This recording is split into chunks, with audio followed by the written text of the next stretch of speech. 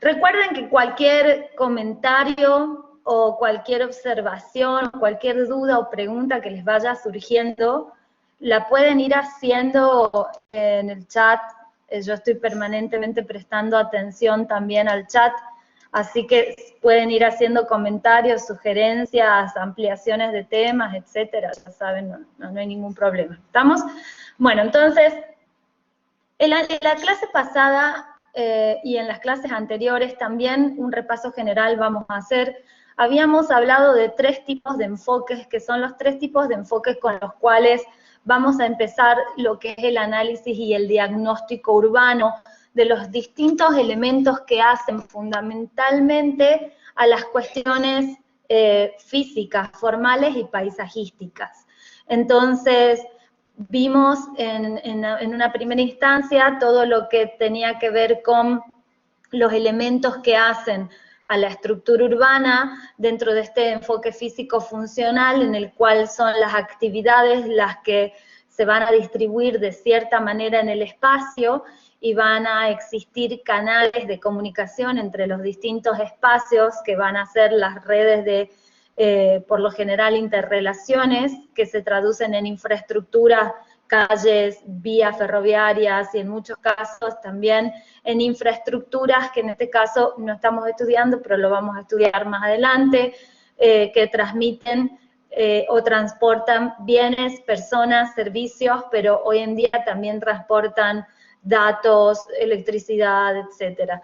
En un segundo lugar, vimos también todo lo que tenía que ver con las cuestiones que hacen a los conflictos, el suelo urbano, la clasificación del suelo y la calificación del suelo.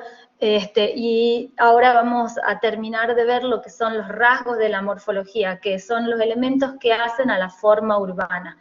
Yo lo que les había comentado en la clase pasada, que son muchos los rasgos de la morfología que pueden estudiarse en general, y muchas veces los rasgos de la morfología que se estudian en distintos trabajos de diagnóstico o análisis urbano, tienen que ver fundamentalmente con cuáles son los objetivos que persigue ese análisis, ese diagnóstico o el estudio urbano particular que se esté haciendo. Entonces, muchas veces, por ejemplo, si yo tengo que estudiar cuestiones como la evolución del valor del suelo, la evolución del valor del suelo, probablemente los rasgos de la morfología que me interese estudiar sea el parcelamiento y el tejido, y no necesariamente todo lo que hace al contorno, a la traza, al amanzanamiento en general. Me concentraría solamente en los rasgos morfológicos que hacen a mi tema. Si yo, por ejemplo, tuviera que estudiar la continuidad de una red, de transporte público, entonces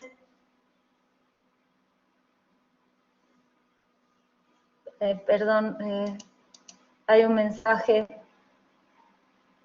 Bueno, espero que puedan estar presentes la mayor parte de la clase. Si no, siempre recuerden que la clase va quedando grabada.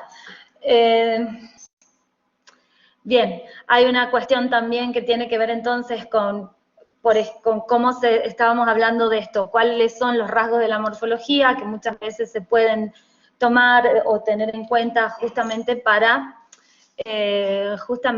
poder de alguna manera elegir cómo se hace un análisis o un diagnóstico urbano.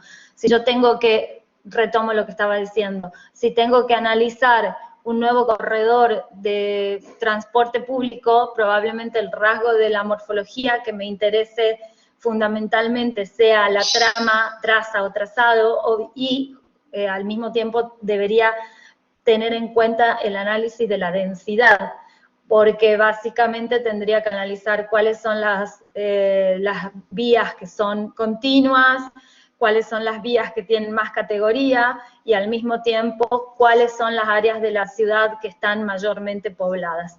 En el trabajo práctico que vamos a iniciar a partir de esta semana, vamos a tratar de identificar a grandes rasgos, valga la redundancia, los rasgos morfológicos para toda la ciudad de Salta y aquellos fundamentalmente que son los dominantes, es decir, cuáles son los rasgos más importantes en tipo de trazado, de amanzanamiento, de parcelamiento, dónde están, dónde se ubican, si al norte, si al sur, si en el centro de la ciudad, cuáles son los distintos tipos de tejido que se generan dentro de la ciudad, cómo está distribuida la capacidad constructiva en la ciudad de Salta. Bueno, estas son las cosas que vamos a trabajar un poco en el nuevo trabajo práctico para ir familiarizándonos con estos elementos que nos van a hacer de base para que a partir del próximo semestre podamos entender las circunstancias en las cuales están inscritos todos estos elementos y a partir de ahí proponer nuevos contornos, nuevas densidades, nuevos trazados, nuevos amanzanamientos, nuevos parcelamientos, nuevos tipos de tejido para la propuesta urbana o el proyecto de escala de fragmento que vamos a elaborar en el siguiente semestre.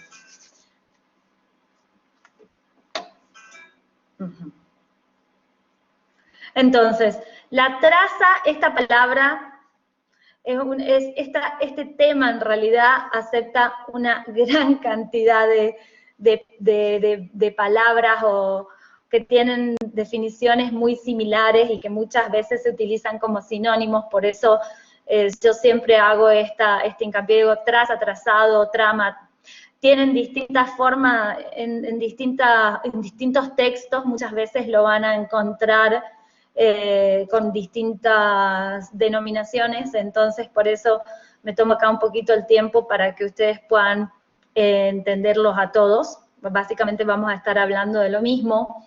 El trazado es el diseño básico de la ciudad tradicional, que es la suma de calles y de edificios o espacios edificados. Tiene que ver con esa estructura formal, el esqueleto formal, en donde todo lo que son las partes construidas se organizan sobre el suelo urbano y va a definir de alguna manera la traza, el trazado o la trama, cuáles son las características que tienen las calles, las avenidas, las manzanas o el amanzanamiento. La trama, trazo o trazado siempre está, como les indiqué en muchas ocasiones, en estrecha relación con lo que es el proceso de evolución urbana y con las lógicas de crecimiento. ¿Qué quiere decir esto? Esto ya lo explicamos, pero lo vamos a seguir explicando para que cuando termine el año lo podamos entender todos. Hay, así como siempre hacemos esta analogía de que hay formas arquitectónicas que responden a ciertos periodos históricos, hay formas urbanas que responden también al mismo tiempo a distintos momentos o procesos históricos. En general, en las ciudades argentinas, cuando uno ve un trazado en cuadrícula, puede deberse a dos motivos. Fundamentalmente a las ciudades que fueron fundadas durante la colonia española, entre finales del siglo XV, el siglo XVI, principio del siglo XVII, entre las cuales también está lo que es la ciudad de Salta, el área centro de la ciudad de Salta, en primer lugar, y también tenemos otro momento en el cual la cuadrícula se extiende, que es el siglo XIX, en donde empiezan a aparecer de alguna manera los departamentos topográficos por primera vez a nivel nacional y en las distintas provincias y ciudades, que se van a ocupar de extender la cuadrícula tal cual había sido diseñada por la colonia española, y en muchos casos esa cuadrícula es reproducida en ciudades de nueva fundación durante el siglo XIX, fundaciones que acompañan en muchos casos el establecimiento de una nueva estación ferroviaria, de una nueva colonia agrícola, de un nuevo fuerte militar de frontera, etcétera. Ciudades como Resistencia, por ejemplo, en Chaco, tienen un trazado en cuadrícula muy interesante, que tienen este tipo de origen. Muchas ciudades de la Pampa húmeda, las ciudades hacia el oeste de la provincia de Buenos Aires, tienen este tipo de trazado, que es la cuadrícula que da lugar a la manzana cuadrada. Eso, cuando hablamos de cuadrícula, estamos hablando de eso. Dice Marcelo Corti, la traza es el conjunto y la organización de espacios públicos circulatorios viales diferenciados de los espacios de edificación pública o privada. Entonces, tenemos por un lado dos elementos que conforman la traza. Una es el conjunto vial circulatorio y otro los espacios de edificación que pueden ser públicos o privados. Existen distintas formas de clasificar la traza. Una de las más importantes, que es la primera de la que les estaba hablando, que tiene que ver con su geometría. La traza puede ser regular, puede ser orgánica, puede ser irregular deliberada, o puede ser una combinación entre varias de estas categorías anteriores. ¿Cuáles son las trazas regulares normalmente? La que ya mencioné, la cuadrícula, que puede tener distintos orígenes históricos, las retículas, que hacen a ya la manzana rectangular, no la manzana cuadrada. Las cuadrículas alteradas por diagonales, que tienen de alguna manera esta influencia muy europea, barroca, y como ustedes vieron también muy de fines del siglo XIX, y todas estas influencias europeizantes, si se quiere, que luego se fueron de alguna manera expandiendo en las ciudades de la mano de los procesos del higienismo y de las primeras ideas urbanas que se fueron instalando en el diseño del siglo XIX, del siglo XX, en las metrópolis a lo largo y a lo ancho de América Latina y de Europa en general. Y también tenemos sistemas radiocéntricos, que ahora se los voy a mostrar un poquito también. Tenemos todo lo que son las trazas orgánicas, irregulares, que pueden ser irregulares espontáneas, que siguen las curvaturas, la topografía, los accidentes del terreno, etcétera. Y también tenemos todo lo que son las irregulares deliberadas, que son fundamentalmente las que siguen de alguna manera un diseño muy específico, muy estudiado, y que son las clásicas que vamos a encontrar en los barrios cerrados. Obviamente la ciudad es una combinación de todas y cada una de estas trazas. Esto ya de alguna manera lo veíamos en la clase pasada, pero lo volvemos a repetir porque el tema de la traza, al ser el sustento de todas nuestras edificaciones, siempre es muy importante tener en cuenta. Además, también es muy importante tener en cuenta las discontinuidades que tiene la traza y tener en cuenta también cuáles son las posibilidades de analizar esa traza para encontrar elementos que sean significativos. No todo es cuadrícula, no todo es retícula, no todo es espontáneo, no todo es deliberado. Aparecen muchas veces ciertas anomalías que son muy interesantes. Esas anomalías son muy interesantes de analizar porque generalmente esconden cuestiones que son muy importantes para el análisis morfológico. Esta ya sabemos que es una traza. Uy, qué feo que están esos dibujos. Por suerte enseño planeamiento y no medios ni diseño. Bueno, esta es la traza reticular, la cuadrícula regular del centro de la ciudad de Salta, que tiene el origen claramente fundacional, colonial, en las 4 por 9 manzanas de origen colonial, pero por ejemplo, esta calle que está acá, que es la avenida Belgrano, si ustedes la ven y dicen, bueno, pero ¿qué pasa? El damero, el famoso damero, que es una palabra que utilizan mucho los historiadores.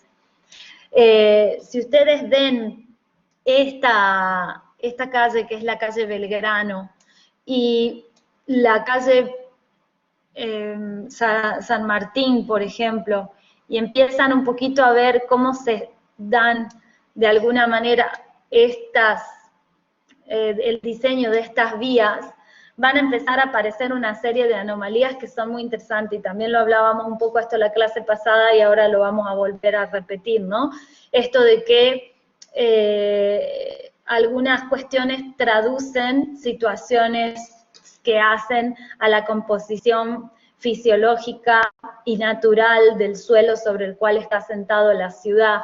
En el caso de el área centro, la ciudad de Salta, cuando se funda, se asienta entre dos tagaretes o desagües naturales o ríos de régimen torrencial, que en ese momento estaban en donde actualmente se encuentra la traza de la avenida Belgrano al norte y lo que era la avenida San Martín al sur. Entonces teníamos el tagarete de Tineo al norte, donde actualmente es la avenida Belgrano, y también en el sur el río de los Sauces, que venían a desaguar en todo este río que coincide con la traza de la avenida Bicentenario, Irigoyen, que actualmente realmente son ríos urbanos que están completamente intubados. Yo no recuerdo si les contaba la clase pasada, pero ahora les voy a contar que aquí pasan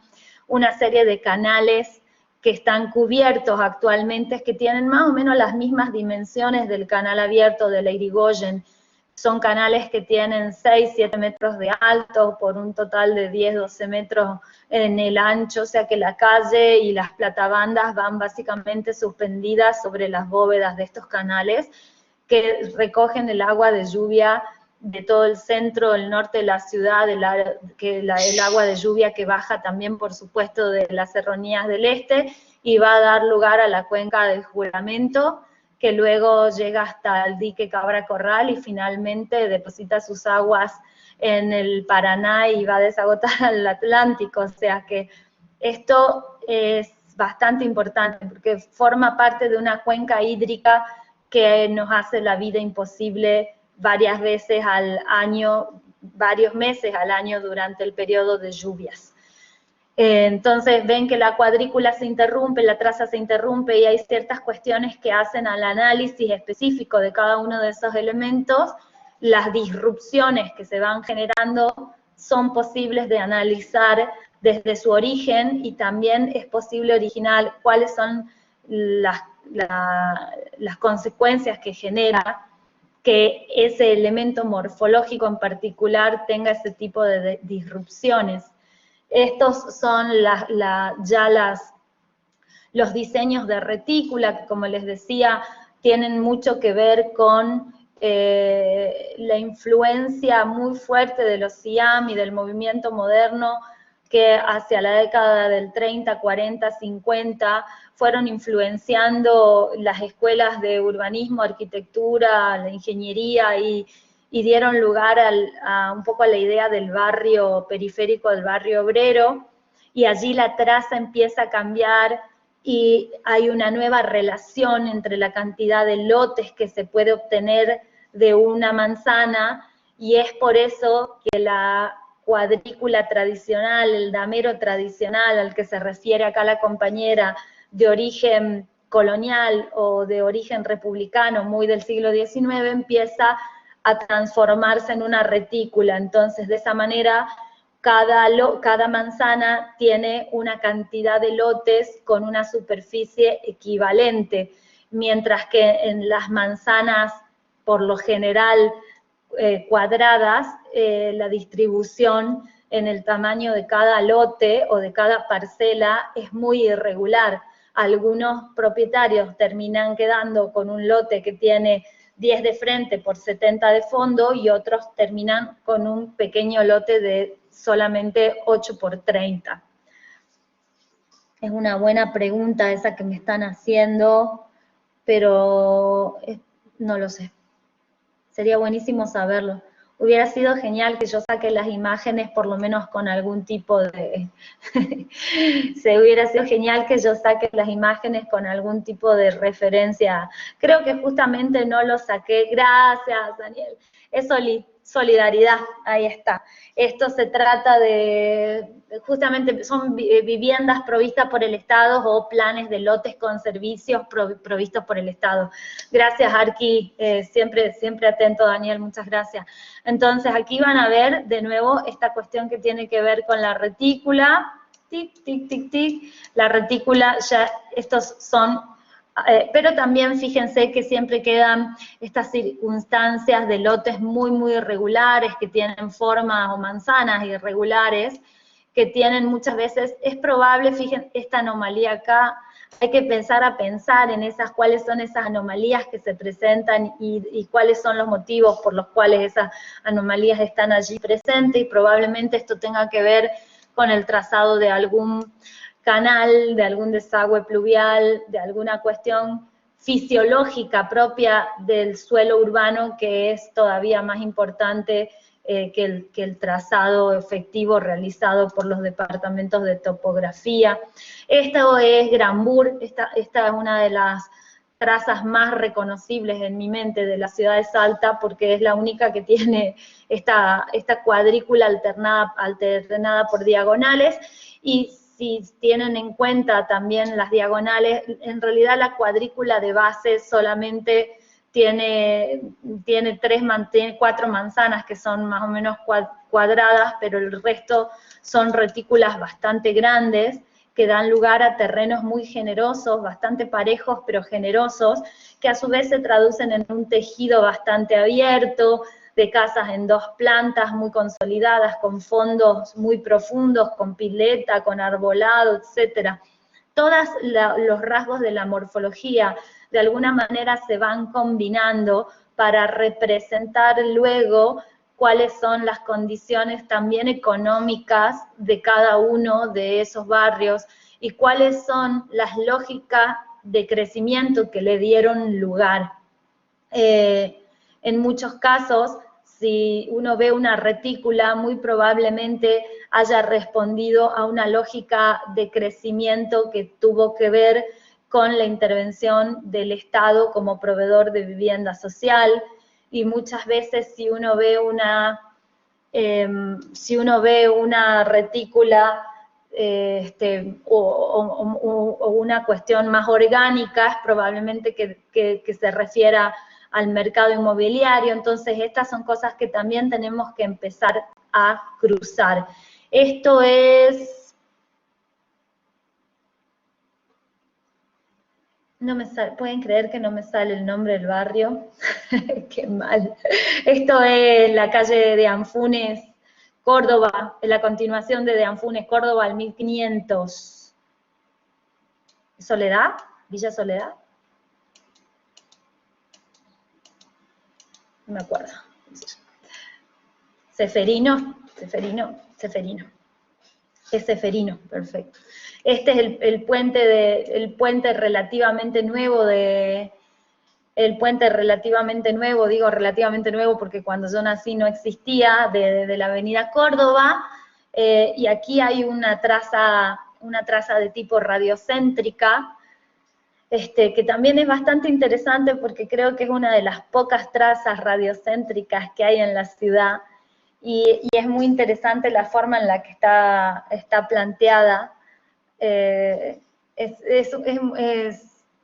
No sé cuál es el origen histórico de esta traza, pero no sería una mala idea investigarlo en el corto plazo. Pero siempre que las trazas tienen este tipo de trabajo geométrico, se enfrentan al hecho de que muchos de los lotes remanentes terminan teniendo unas dimensiones y unas morfologías que a veces son difíciles de abarcar desde el punto de vista de la división catastral y de la agrimensura. Entonces son difíciles o generan estos ángulos tan agudos en las esquinas, que por ahí para algún diseñador posmoderno resulte una genialidad. Y para un racionalista una pesadilla. Las trazas irregulares, esto lo mencioné creo la clase pasada también, pero a ver si no sé si alguien prestó atención. Es bastante fácil de identificar también este barrio. Aquí hay una cuestión que es súper interesante porque este barrio de la ciudad de Salta se apoya en los faldeos de las serranías del este, y al apoyarse exactamente en las serranías, mucha de la inspiración del departamento de topografía que trazó este barrio tiene que ver con eso, ¿no? Es un barrio que tiene una traza orgánica deliberada, o sea, está de alguna manera diseñado para tener este aspecto muy inspirado, si se quiere, en la idea de la ciudad jardín. En la ciudad jardín original, en la ciudad jardín esta de la que hablaba Benice Howard, en una ciudad de jardín que no tiene nada que ver con el country, con el barrio cerrado, sino que es un área de uso de suelo residencial medianamente denso, muy conectado a vías de comunicación de escala importante que al mismo tiempo llevan a áreas centrales, pero si ustedes se fijan, algunos de los ejemplos de los grupos que trabajaron con este tema en el trabajo práctico número 1 encontraron, no sé, el diseño de Ciudad Evita o el Palomar, las primeras ciudades jardín que se hicieron en la Argentina, y está muy inspirado en eso. Tres Cerritos, efectivamente, como lo dicen los compañeros. Y luego tenemos estas situaciones que son las de espontaneidad o irregularidad, en donde uno ve que la traza obedece a un montón de circunstancias. En primer lugar, a una lógica específica de un actor específico que representa una forma de desarrollo específica, que es la de la lógica de la necesidad, ¿no? El asentamiento irregular, el asentamiento informal, el asentamiento sobre estas áreas que nadie quiere, que son las más peligrosas ambientalmente además, o las que mayor riesgo ambientalmente representan, porque no tienen la posibilidad de ser urbanizadas legalmente, no cuentan con servicios de agua, de cloaca, cañerías de gas, tienen todas las carencias habidas y por haber, tanto las personas que viven allí como esos suelos urbanos, y muchas veces ni siquiera se puede decir que son suelos urbanos porque están por afuera del contorno o del perímetro consolidado de la ciudad, y ni siquiera pueden incorporarse porque tienen alguna situación de irregularidad o de informalidad. Esto es Villa Floresta. Pero aquí uno puede ver esta situación en donde hay un asentamiento en el faldeo del cerro, que si uno quisiera tratar de dibujar... ¡Ay, chicos, dibujé un dinosaurio!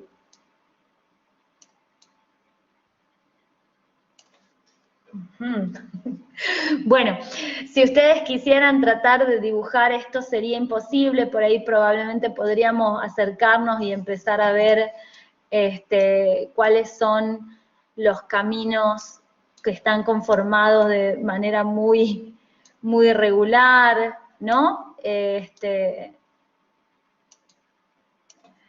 Muy irregular porque tiene un crecimiento, si se quiere, espontáneo, aunque muchos autores les van a explicar muchas veces que no hay nada de espontáneo en un asentamiento, porque muchas veces los asentamientos están muy organizados desde lo social para poder llevarse adelante. Incluso tienen gente que les explica cómo tienen que hacer las trazas. Y luego la cuestión que tiene que ver con el diseño irregular deliberado también hace mucho a esto del mercado inmobiliario participando en el diseño. Cada vez que veamos este tipo de diseños en donde hay evidentemente la mano de un urbanista, de un arquitecto urbanista o de algún diseñador urbano, seguramente vamos a encontrar ahí un arquitecto y seguramente vamos a encontrar una empresa de desarrollo urbano detrás, en donde tenemos un tipo, una lógica de crecimiento que a su vez genera un rasgo morfológico muy particular. Hablábamos de que existen muchas otras trazas, inmensidad de trazas, y todas responden siempre a cuestiones históricas de base y a cuestiones que hacen a las lógicas de crecimiento. Las cuestiones históricas, rápidamente, San Francisco, por ejemplo, tiene un origen fundacional también español, porque formaba parte del Imperio Español, todo lo que es el sur de los Estados Unidos era México. Roma es una ciudad bella, una de las ciudades más hermosas del mundo para mí, creo que la más linda. Particularmente tengo una predilección por Roma. Cada vez que puedo ir a Roma, voy a Roma, es una ciudad muy hermosa.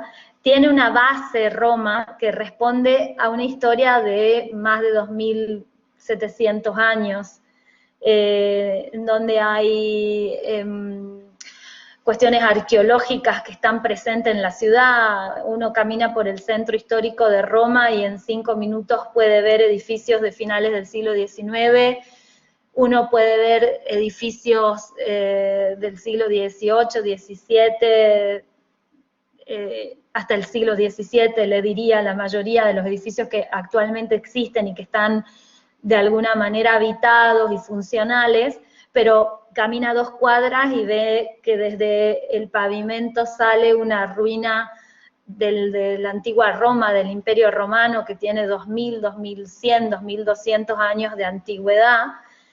Y efectivamente todos los caminos llevaban a Roma y siguen llevando a Roma, porque ustedes saben que el Imperio Romano construyó una de las redes, una de las trazas viales y de comunicación más grandes del mundo, que llegaba hasta Oriente Medio, se extendía también por el norte de África, y era un que tenía que ver con el poder militar y económico y comercial del Imperio Romano en todo su auge hacia el siglo II y III después de Cristo.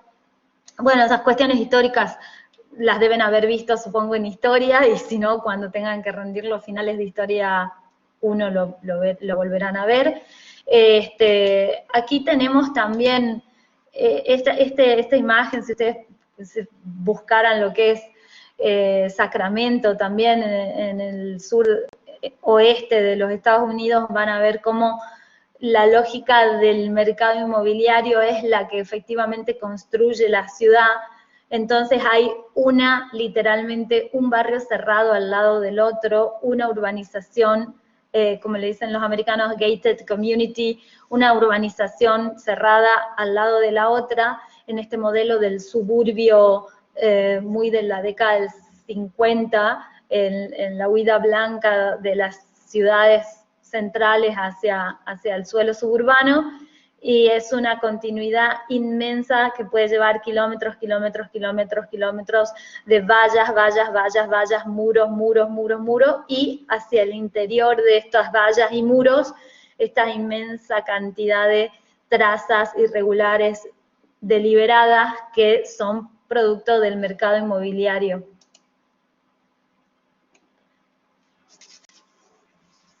Difieren mucho todas las trazas, las de Europa, las de Estados Unidos, las de acá teníamos una también, fíjense que esto es, miren, esto es Japón, Osaka. Las trazas hablan mucho de las cuestiones históricas y también mucho de las cuestiones culturales y de las formas de crecimiento.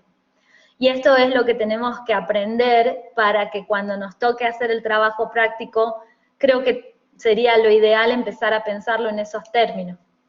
Cómo se relaciona con su evolución histórica, cómo se relaciona con las distintas formas de crecimiento. Otra forma de clasificar las trazas tiene que ver con la continuidad y la discontinuidad.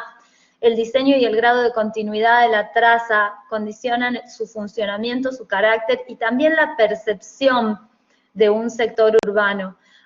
Una trama en cuadrícula con una continuidad de calle favorece por lo general la conectividad con otras áreas y diluye los límites entre distintas áreas. Por lo contrario, una trama discontinua con una geometría compleja lo que hace es desalentar la entrada o la salida de personas, vehículos y dificulta el paso de un área a otro. Esto también es muy importante porque cuando llegue el momento del trabajo práctico va a ser una de las preguntas que vamos a hacerles, sobre todo porque una de las áreas en las que vamos a trabajar este año, que es el área del Parque 20 de Febrero, sufre de una profunda discontinuidad en la traza, y esa profunda discontinuidad va a ser una de las áreas de oportunidad que vamos a trabajar para empezar a pensar cómo podría llegar a salvarse el elemento que genera la discontinuidad, en este caso del que les estoy hablando, son las vías del ferrocarril, pero también hay cuestiones que tienen que ver con, hay barreras, son barreras urbanas, pero también hay barreras naturales que generan la discontinuidad, como puede ser un arroyo, un canal de desagüe pluvial, etcétera. Y hay cuestiones que tienen que ver con usos de suelo específicos que también generan grandes problemas de discontinuidad dentro de la traza. Por ejemplo, o generan problemas o que podrían de alguna manera trabajarse mucho mejor. Si yo tuviera, por ejemplo, les doy un ejemplo en lo que estoy pensando, el Parque San Martín. Si el Parque San Martín tuviera, sin comparar necesariamente, pero las características que tiene el Central Park en la península de Manhattan, en Nueva York, en la ciudad de Nueva York, tiene, si no recuerdo mal, unas 60 manzanas de largo y tiene un solo paso vehicular en el centro. O sea, si uno tiene que ir de un lado al otro de la ciudad, tiene que viajar kilómetros.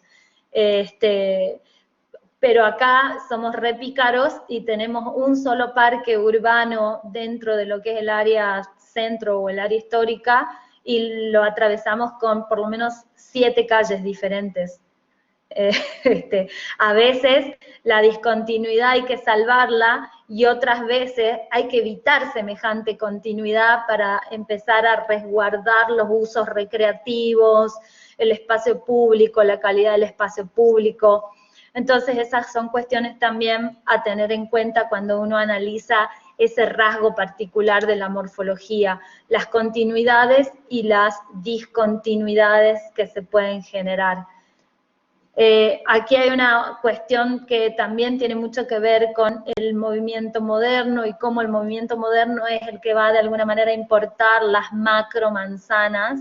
Hoy está muy de moda hablar de las supermanzanas de un urbanista genial que se llama Salvador Rueda, que es catalán, español, que ha sido durante muchos años un funcionario público en la ciudad de Barcelona y ha definido el plan de continuidad de traza para la ciudad del plan de movilidad para la ciudad de Barcelona. Y cuando yo muchas veces escucho a jóvenes arquitectos o proyectos de urbanistas hablar sobre las supermanzanas de Salvador Rueda como si fueran algo muy novedoso, muy moderno, muy genial, cuando en realidad la supermanzana es una derivación no de otra cosa que de los planteos del CIAM en la década del 30 y de los planteos de las ciudades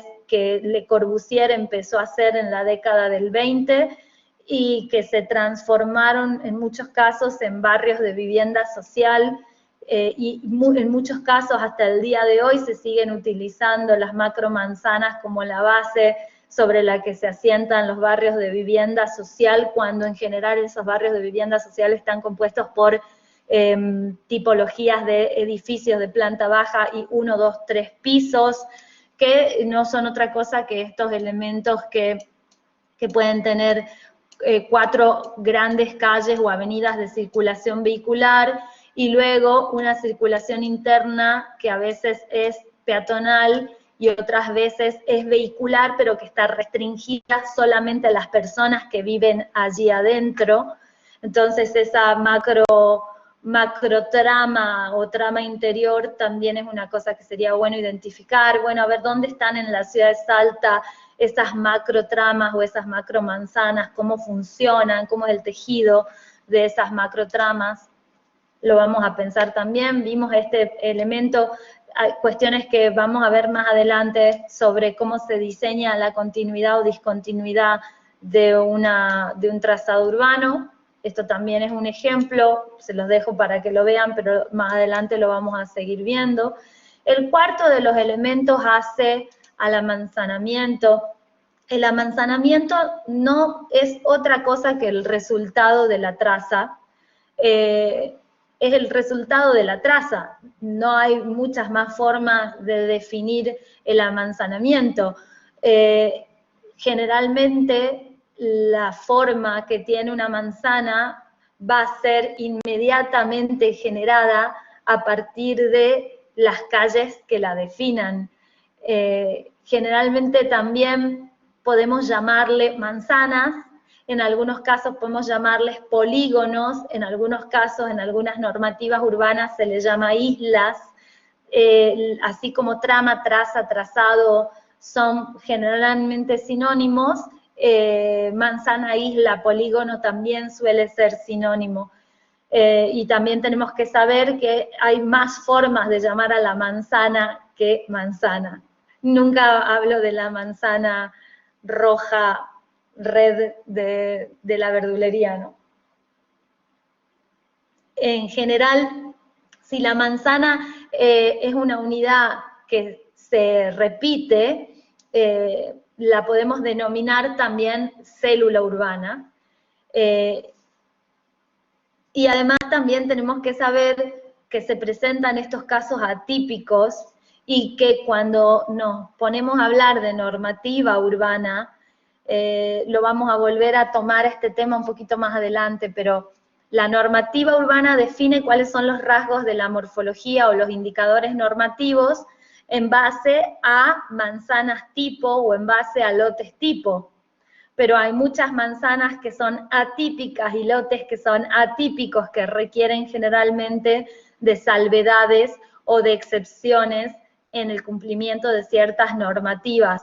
No es lo mismo un terreno de 10 por 50 que un terreno de 10 por 20 por 30 por 40 por 50 por 65 y que encima termina en un ángulo de 15 grados en una esquina. Tiene formas de aproximarse de manera diferente al proyecto, tiene formas de calcular diferente el factor de ocupación de suelo, el factor total, la altura máxima, o debiera tener formas diferentes en relación a que no se puede aprovechar de la misma manera un lote regular y perfecto a un lote completamente irregular. Generalmente en las ciudades argentinas encontramos manzanas que pueden ser cuadradas, rectangulares, triangulares, curvilíneas, trapezoidales, pero también podemos encontrar un sinnúmero de casos atípicos, manzanas circulares, manzanas semicirculares. Hay una serie importante de clasificar el amanzanamiento, pero siempre es importante saber que tenemos que lograr identificar los rasgos distintivos. La manzana cuadrada, la que pertenece al damero fundacional o al damero del siglo XIX, ¿dónde está? La manzana rectangular, ¿dónde está? Las trapezoidales, ¿dónde están? ¿Cuáles son las áreas en donde más se repiten ese tipo de manzanas? Porque es probable que los usos también estén asociados a distintos tipos de manzana, y también es probable que estén las densidades asociadas y por ende la normativa urbanística responda a esas asociaciones entre uso, densidad y forma. Según el Código Normativo de la Ciudad Autónoma de Buenos Aires, que a mí me parece ejemplar, me parece que es muy, muy bueno el último código que se aprobó hace unos 3 años atrás, se pueden clasificar también en típicas y atípicas, y entonces las típicas son las representativas de cierto modelo urbano que se repiten, y las atípicas aquellas que tienen condiciones particulares y que tienen que ser tenidas en cuenta al momento de planificar obras, etcétera. Bueno, también esta suele ser una pregunta muy interesante de examen o de parcial, ¿no? La manzana típica, ¿cuál es la diferencia? Ven, siempre hay alguna manzana que tiene un lado curvo o es una elipse o es un círculo. También hay manzanas que son superiores a los 10.000 metros cuadrados o a los 20.000 metros cuadrados, que también tienen una forma de aproximarse. Hay manzanas que son inferiores a los 4.000 metros cuadrados. Bueno, siempre hay alguna forma de clasificar esa tipicidad o atipicidad de la manzana. Hay una serie de normativas para definir una manzana cuando uno está planteando una nueva traza o un nuevo loteo. Esto ténganlo en cuenta porque cuando lleguemos al momento de la propuesta, es probable que ustedes tengan que recurrir nuevamente a lo que es la normativa urbanística que está redactada en nuestro principal instrumento de gestión, que es el Código de Planeamiento Urbano Ambiental de la Ciudad de Salta, que establece que las manzanas deben ser rectangulares, por ejemplo, que además no pueden tener menos de 10.000 metros ni más de 30.000 metros cuadrados, que no pueden tener más de 200 metros ni pueden tener menos de 50 metros, que el amanzanamiento debe estar proyectado de tal manera que cada X cantidad de manzanas se provean colectoras con una distancia máxima de 200 metros, y que además tienen que tener como mínimo proyectadas calles de 12 metros de ancho. Bueno, hay toda una serie de cuestiones que tienen que ver con lo que nosotros podemos analizar a partir de lo que vemos desde la imagen satelital, desde el plano de planta, pero también hay toda una serie de elementos que tenemos que tener en cuenta a partir de la normativa urbanística que es válida. Este es el famoso modelo de las supermanzanas del Ayuntamiento de Barcelona. Esto es una imagen que responde al Plan de Movilidad Urbana Barcelona 2013-2018, que es redactado por este urbanista que les acabo de mencionar, que es Salvador Rueda, en donde ellos se han propuesto, de alguna manera, reducir el amanzanamiento y convertirlo en un amanzanamiento de supermanzanas o macromanzanas, como se le llamaba durante el periodo del movimiento moderno, para de alguna manera generar mayor velocidad en la circulación automotor, reducir la circulación, reducir la polución, reducir el consumo de combustible y generar mayor espacio público al interior de estas macromanzanas, y no solamente esto, sino facilitar el movimiento activo, facilitar la integración sociourbana dentro de cada una de estas manzanas. Tema que es muy factible en el centro. Esto es lo que intentaron hacer en el centro. Bueno, no necesariamente lo que intentaron hacer es una supermanzana, no necesariamente, no. Lo que sí se intentó hacer es un proceso de peatonalización o de incentivo de la peatonalización para poder generar mayor espacio público. No en el sentido estricto de la supermanzana de Rueda, pero a lo que voy es que si ustedes se dan cuenta, no es un modelo necesariamente tan innovador, sí es extremadamente perfecto en su, al menos para mí, en su ejecución en una ciudad como Barcelona, pero podemos de acá sacar muchas ideas para poder adaptarlas de una manera real a nuestras circunstancias. Que acá ven el modelo. El plan se implementa, el nombre Supermanzana nace en Barcelona y se implementa en Barcelona. La idea de la macromanzana como una superficie en la cual existen usos de suelo residenciales, mixtura de uso, y al mismo tiempo hay una circulación interna, vehicular y peatonal restringida, es una derivación del movimiento moderno. No sé si se entiende esa diferencia. Hay una multiplicidad de usos y funciones, de nuevo, y este es el aspecto interno. No sé por qué está tan mal esta diapositiva, la tengo que editar, perdón, tiene cosas superpuestas.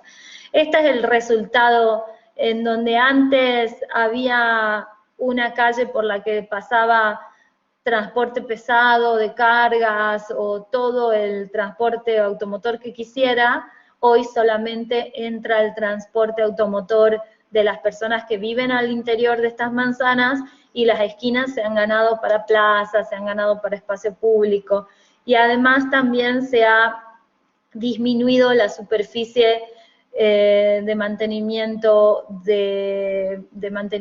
para la movilidad, y se han generado este tipo de escenario en el cual la cantidad de calles se reduce, las longitudes que hay que recorrer se reduce el uso de los combustibles fósiles. Aquí hay un link sobre el que pueden tener bastante más información. Si quisieran tener más información pueden acceder, pero me parece que el antes y el después es significativo. La forma de la traza también se entiende mucho. Barcelona tiene un área histórica original, que es el centro histórico, que a su interior tiene un trazado medieval súper interesante, y todo lo que se ve hasta aquí es el ensanche, que es el plan diseñado por Ildefonso Cerdá, que muy probablemente también lo vayan a estudiar en Historia de la Arquitectura, que tiene mucho de esta cosa haussmanniana, ¿no? De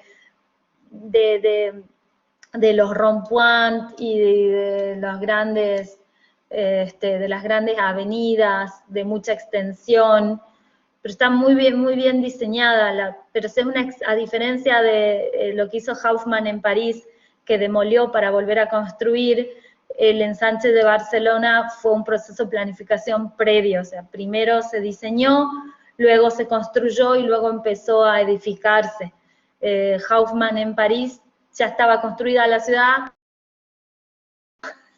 y construyó las grandes avenidas que tanto aparecen en todas las películas parisinas, como el Champs-Élysées y las grandes avenidas estas, el Campo de Marzo, que tienen estas vistas tan espectaculares y hacen también de esta ciudad una ciudad muy hermosa. Y luego, si ustedes se fijan, con el tiempo, muchos de los poblados rurales en el área metropolitana de la ciudad de Barcelona y dentro del municipio de Barcelona también, se fueron de a poco transformando en estos barrios que son también cerrados, en la mayoría de los casos, en los faldeos de las serranías, generando estas trazas tan particularmente deliberadas. Pero tenemos un poquito de todo acá en una ciudad para analizar. El parcelamiento. El parcelamiento es una de las cosas que más nos interesa conocer. Creo yo que es la más importante de todos estos rasgos de la morfología desde el punto de vista del arquitecto. Si yo tengo que hablar desde el punto de vista de la planificación urbana, no puedo elegir a ninguno. Tengo que estudiarlos a todos y tengo que trabajar sobre todos y tengo que proponer todos. Pero si yo soy arquitecto de obra y me voy a dedicar solamente a construir el día de mañana, ustedes tienen que aprobar planeamiento, uno al menos, sabiendo que nuestro rasgo morfológico más importante es el parcelamiento. El parcelamiento o el parcelario, como se le llama en algunas otras ciudades, si quieren hacer plata, tienen que estudiar otra carrera. Que no sea arquitectura. O dedicarse al desarrollo inmobiliario. Dejen mi materia, no, es cierto, la tienen que aprobar. Bien, la parcela es la unidad básica urbana, Y la parcela está compuesta por elementos que hacen a la normativa urbana, pero también hacen a la constitución jurídica de la propiedad y también hacen al patrimonio de su propietario, ¿no? Entonces, una parcela es una superficie de terreno, de suelo urbano o suburbano, legalmente conformado y o dividido, que además tiene atribuido la edificabilidad y el uso por parte de la normativa urbana vigente. Esto es muy importante que lo sepan, y es muy importante también, yo acá les voy a linkear el artículo del Código Civil y Comercial del año 2015, que explica muy brevemente por qué un lote de propiedad privada tiene que responder legalmente a ciertas normativas, ordenanzas o legislaciones. Uno no puede hacer lo que quiere en donde quiere, y uno no puede hacer lo que quiere, menos aún en un lote urbano. Yo no puedo construir lo que se me canta, no puedo construir la superficie que se me canta, no puedo construir la altura que se me canta, no se puede, no se puede, señores. Empiecen a aprender esto, si no van a tener a días de recibidos un inspector municipal cerrándoles una obra porque demolieron algo que no se podía demoler, levantaron una pared que no se podía levantar, incluso en área centro, algunas otras normativas adicionales como pintaron una pared de un color que no se podía pintar. El parcelamiento es el producto de la subdivisión interna de una manzana o polígono típico o atípico y responde a distintos criterios que muchas veces tienen que ver también con la evolución histórica y otras veces con el diseño urbano. El parcelario es la estructura catastral que organiza el tipo de división existente entre parcelas de una manzana o polígono. Las parcelas también tienen otros sinónimos que se utilizan mucho, que son lote y o terreno. Yo tengo un terreno, tengo un lote, tengo una parcela, es básicamente lo mismo, estamos hablando siempre de sinónimos. El tipo de subdivisión que responde tanto a la evolución urbana como a las lógicas de crecimiento y desarrollo urbano se refleja fundamentalmente en distintas formas y tamaños de parcelas.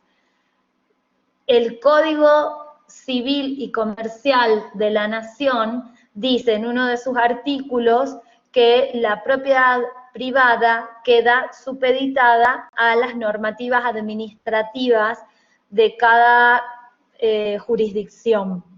¿Esto qué quiere decir? Que yo no puedo hacer lo que se me canta, sino que tengo que hacer lo que dice la normativa urbana vigente. Y donde no hay normativa urbana vigente, ahí sí puedo hacer básicamente lo que se me canta. Ese es otro tema. Ya vamos a ver, ya vamos a hablar de eso. Leamos acá.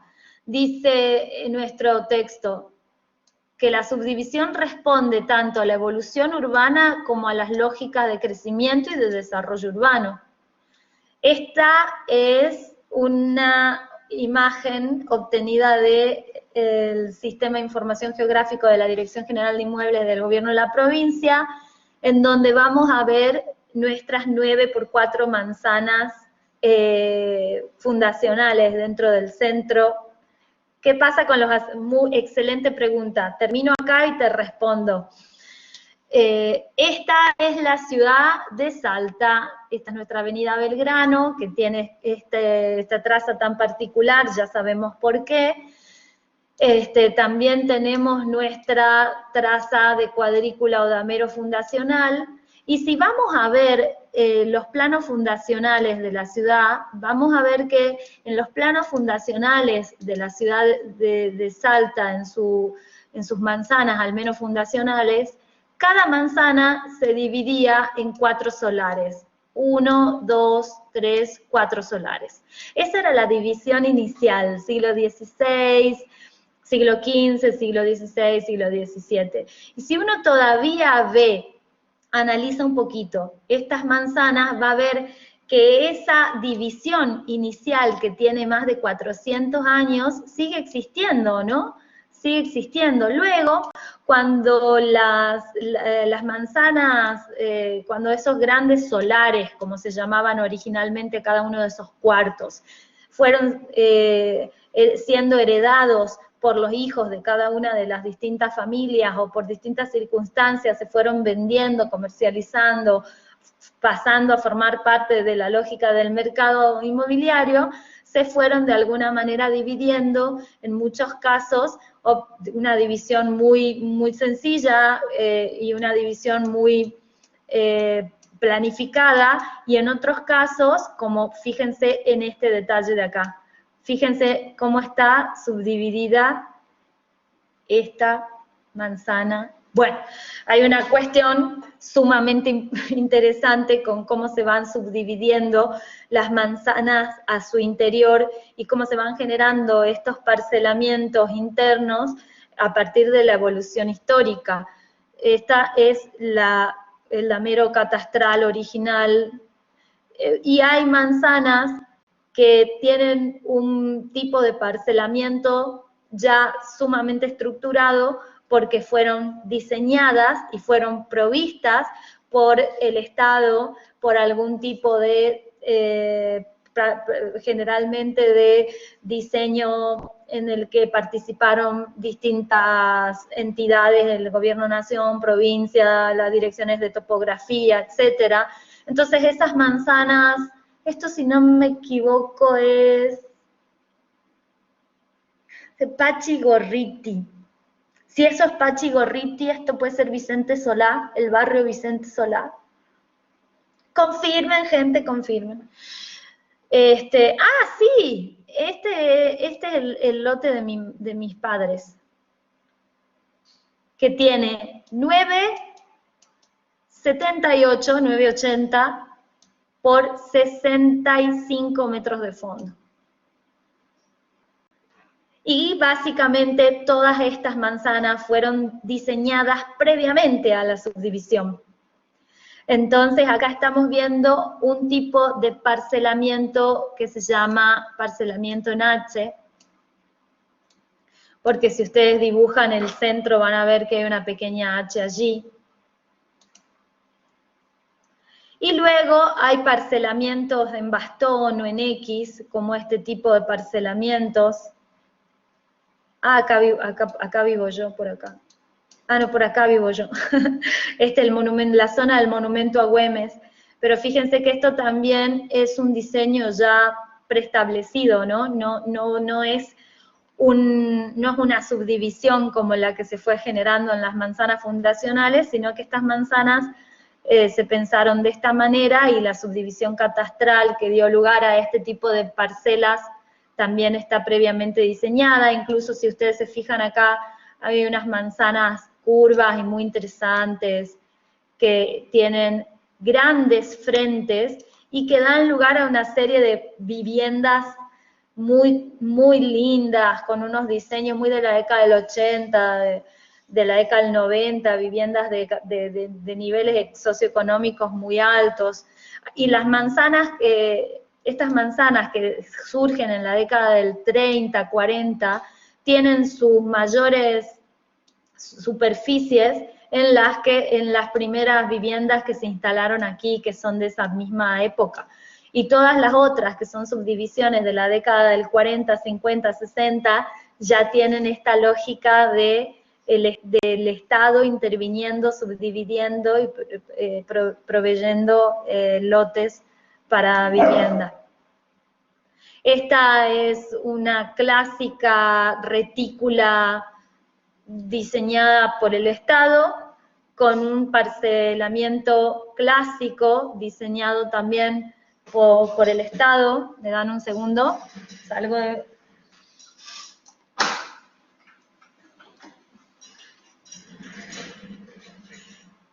Volví.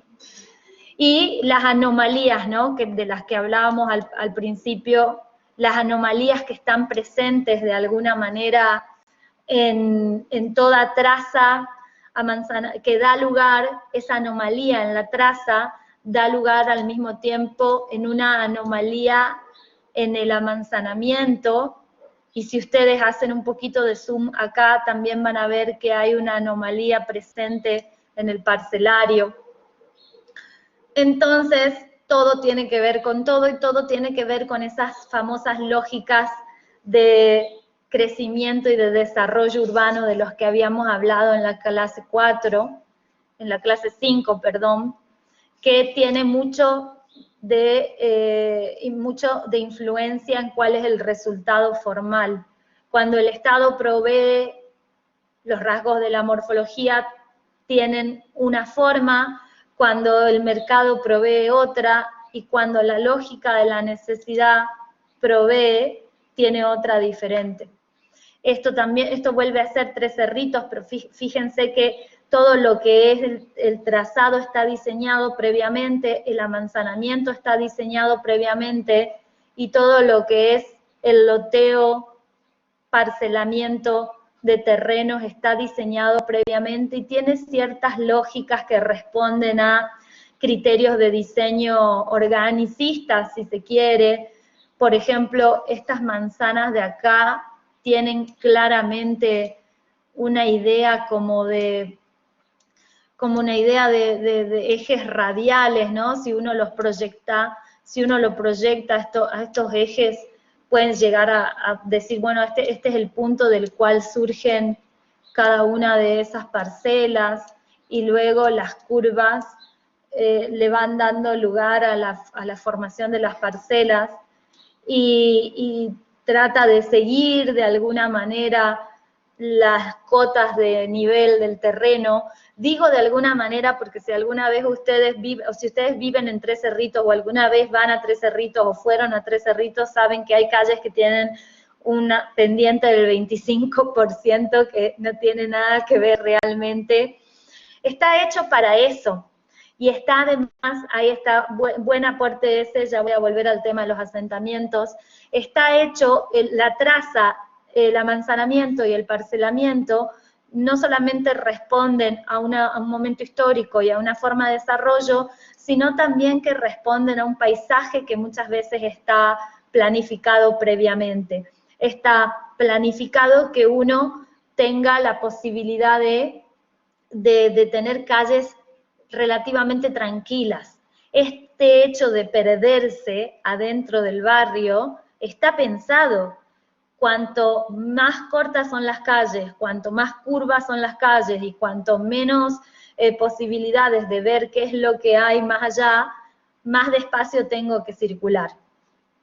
A pesar de que siempre hay algún loco que se hace pelota en una esquina, pero más despacio circulo, y eso obliga de alguna manera a mantener calles más tranquilas de circulación vehicular y circulación peatonal cada vez más.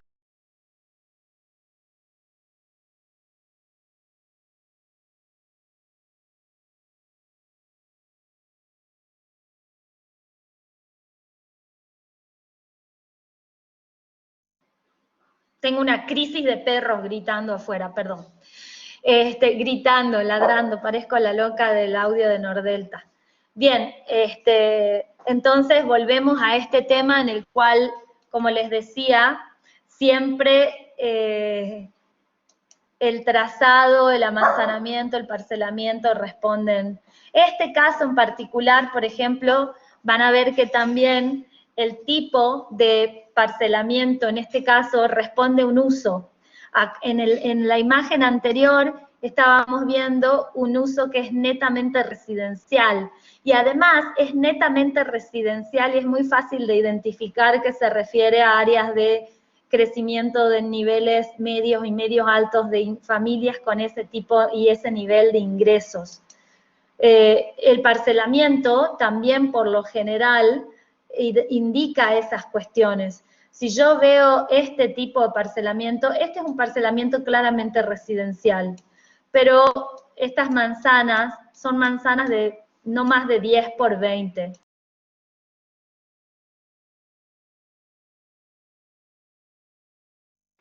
Bien, perdón. Y también tienen que tener en cuenta esto, ¿no? El parcelamiento acá, esta manzanita con lotes de 10 por 20, 10 metros por 20, ni siquiera cumple con el mínimo de subdivisión que exige el Código de Planeamiento Urbano de la ciudad, que es 10 por 25, es 10 por 20 y está destinado a familias con ingresos bajos, medios bajos por lo general. Entonces, la cantidad de suelo urbano de las cuales dispone cada familia también, o la posibilidad de acceder y de pagar un lote, tienen mucho que ver con cuál es el área de la ciudad que esa familia tiene, a la cual tiene acceso para terminar viviendo. Y cuando veo loteos de este tamaño, me puede significar dos cosas. Que acá hay mega mansiones, yo desde ya estamos en Argentina, así que lo descarto. Entonces lo que yo empiezo a pensar que aquí hay otros usos que son todavía más exigentes en cuanto a cantidad de metros cuadrados para poder ser desarrollados, ¿no? Entonces es probable que esto sea un uso comercial o bien industrial. Esta es la avenida Durañona, así que este es el parque industrial. Fíjense que lo que es el parcelario para un parque industrial difiere en gran medida de lo que es un loteo con servicios provisto por el Estado para familias de escasos recursos. Este es el clásico trazado de barrio cerrado, de urbanización privada, con un parcelario que también responde a eso, con dimensiones muy importantes, que parten de los 1000 metros cuadrados y terminan en los 5000, 6000 metros cuadrados. Hay barrios cerrados incluso en la ciudad de Salta, que tienen lotes de hasta 10.000 metros cuadrados, como ser Altos de San Lorenzo. Bueno, ciudad de Salta no, perdón, en el área, iba a decir, el área metropolitana de la ciudad de Salta. Alto de San Lorenzo pertenece al municipio de San Lorenzo. La ciudad de Salta, los barrios cerrados que tenemos son el Tipal, estoy perdida con los nombres, Valle Escondido, La Lucinda 1 y La Lucinda 2. Y bueno, dentro de poco vamos a tener La Verbena. Y hacia el sur tenemos barrios cerrados, pero con lotes de menores dimensiones, como Ojimoro, el Aibal, La Verbena, el Prado. Pero de nuevo vemos este loteo que tiene estas formas irregulares, pero muy bien diseñadas. Cuando, quiero ver si, no, vamos a pasar. Me da un poco de miedo sacar esta imagen y volvernos a lo que es, al final si puedo, al final se los voy a mostrar. Los asentamientos, en general, los asentamientos informales tienen varias circunstancias, por lo general 3 circunstancias. Es una buena pregunta y se lo voy a completar. Ahora está cargada esta clase, pero en función a esta pregunta se lo voy a completar como información adicional y complementaria para que también lo tengan allí. Tienen 3 circunstancias. Los asentamientos se suelen asentar sobre suelos público, suelo urbano público, que pertenece ya sea al Estado municipal, provincial o nacional. Esa es una de las circunstancias.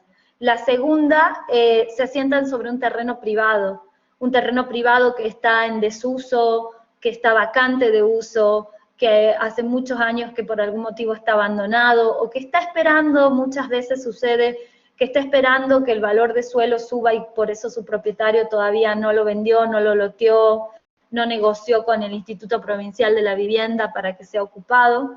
Y en tercer lugar hay una tercera circunstancia que es la de los asentamientos que están asentados sobre suelos que no le pertenecen a nadie, que no le pertenecen a nadie porque no tienen la división catastral hecha, por lo tanto no tienen una parcela, no tienen matrícula, no tienen catastro, no tienen registración dominial. Y eso, ¿cuándo puede llegar a suceder? Cuando, por ejemplo, el asentamiento está dentro de la línea de ribera de un río.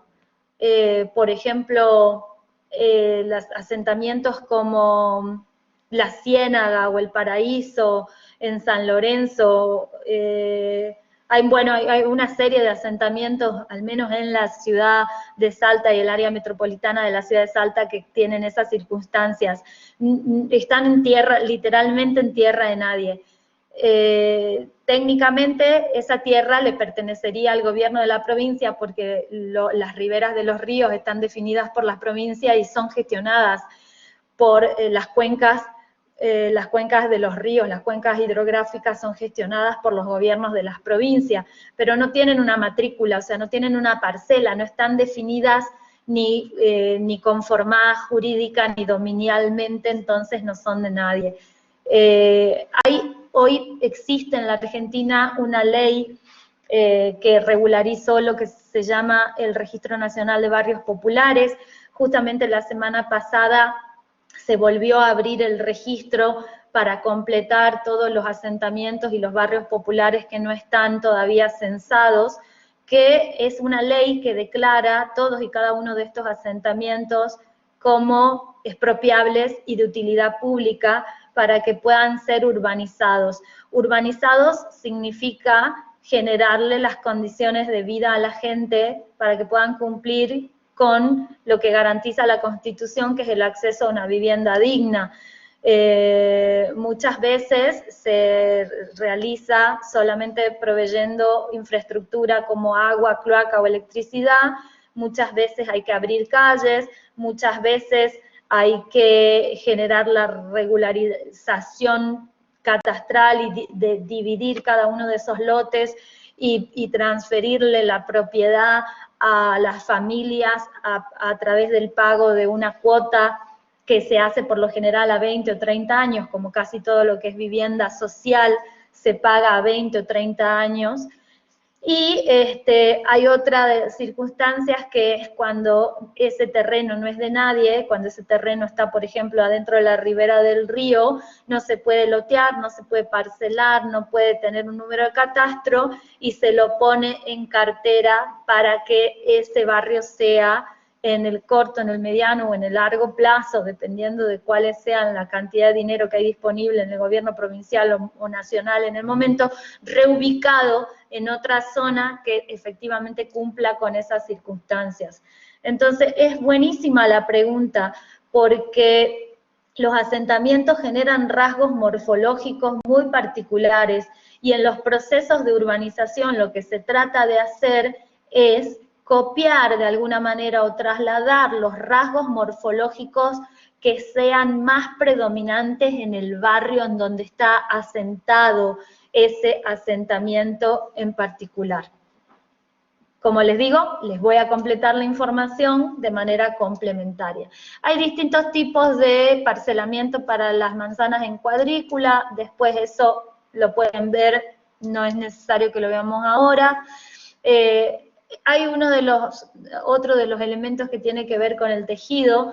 El tejido es la disposición, uno de nuestros rasgos de la morfología, es la disposición de la edificación en el espacio, considerando la ocupación del suelo y la altura en relación a los espacios vacíos que dejan estas edificaciones. Parece complejo, ¿no? Fácil. Es la relación que existe entre los llenos y vacíos. Y también es la relación que existe entre lo construido y el espacio libre. Y también tiene que tener en cuenta cuál es la altura. El tejido, tradicionalmente, se leía solamente a través de planta, pero en la planta, en una lectura de planta, pintando de negro todo lo que estaba construido y dejando en blanco todo lo que no estaba construido, uno podía leer el tejido y decir si era cerrado, si era abierto, si era homogéneo, heterogéneo, si era completo o incompleto. En los últimos años, en las últimas décadas, la lectura del tejido evolucionó un poco de la mano de la lectura del paisaje urbano y de la imagen de la ciudad, y hoy en día también podemos hablar de tejidos altos o tejidos bajos. Entonces, de esa manera estamos completando todas las circunstancias, porque si yo veo un tejido cerrado en planta, no sé si ese tejido cerrado en planta, por ejemplo, este es un tejido cerrado en planta, pero si yo acá levantara torres de 10 pisos exactamente en la misma superficie, seguiría siendo un tejido cerrado en planta, pero no es lo mismo un tejido cerrado en planta de 4 metros promedio de altura que uno de 20 metros promedio de altura, o sea que el tejido puede ser alto, bajo, también al mismo tiempo que cerrado, abierto, homogéneo, heterogéneo, completo o incompleto. No son excluyentes estas clasificaciones, sino que podemos clasificar al tejido en cada una de estas circunstancias. Hay dos tejidos urbanos muy distintos, pero de similar densidad, que son los tejidos bajos, heterogéneos y muy compactos o completos de las áreas, por lo general, más antiguas de la ciudad, que suelen tener construcciones en todos los lotes, y en donde en cada una de las viviendas viven una, dos o más familias. Y al mismo tiempo puedo tener, como es en el caso, por eso puse esta imagen acá, el caso del monobloc Salta, en donde tengo un tejido muy incompleto aparentemente, un tejido abierto, un tejido que ocupa muy poca superficie en planta, pero si yo me pongo a calcular la densidad de este edificio, que no recuerdo cuántos departamentos tiene, pero tiene un montón, probablemente tenga la misma densidad o más densidad que la imagen que está arriba. Bien, perdonen. Es 160 departamentos. Iba a decir 60 más 60. No, pero son 160. Perfecto. Gracias, Daniel. Lo que ocupa en planta, lo ocupa en altura, dependiendo, siempre teniendo en cuenta la forma en la que vayamos a estudiar el tejido. Cuando describimos un tejido, decimos, primero, este tejido es compacto, o este tejido es abierto, pero es un tejido alto, o es un tejido abierto, pero son formas de categorizar y de clasificarlo. En el caso del monobloc Salta, en particular, es un tejido abierto, completamente. Es un tejido abierto porque no completa los límites, se los voy a dibujar acá. Esta es la parcela en la que está el monobloc Salta, ¿verdad? Y el monobloc Salta está aquí. Entonces, la línea municipal de este pequeño edificio va por acá. Es abierto, no completa la línea municipal. Entonces yo no tengo esta situación de completar la línea municipal. Por lo tanto, es abierto. No podría decir que es heterogéneo porque si estuviera solamente estudiando esta parcela, solamente es este elemento construido.